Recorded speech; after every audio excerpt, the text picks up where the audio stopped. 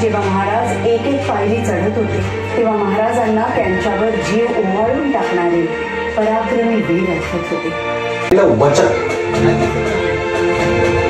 पोलादी देह, निधडी छाती आणि युद्धशास्त्रात निपुण असा अस्सल मरहट्टा छावा. एकही लढाई न हरलेले धुरंधर राजकारण आणि त्यातले डावपेच ते छत्रपती शिवाजी महाराज आणि आऊसाहेबांकडून शिकले. अनेक भाषा पारंगत संभाजीराजांनी संस्कृत भाषेत बुधभूषण हा ग्रंथ लिहिला.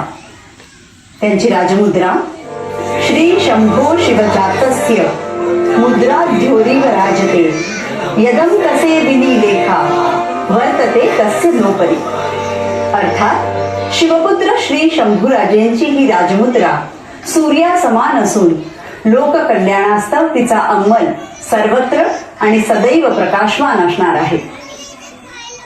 छत्रपती शिवाजी महाराजांनंतर हिंदवी स्वराज्य लयास जाईल असे औरंगजेबाला वाटले, परंतु तसे न झाल्याने तो वेडापिसा झाला. त्याने फितुरास हाताशी धरले आणि संभाजीराजांना कैद केले.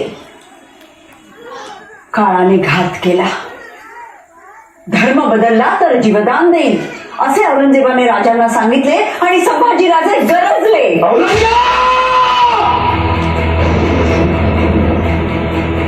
संभाजी 1000 बार जिएगा, 1000 बार मरेगा, मगर हिंदू धर्म नहीं छोड़ेगा.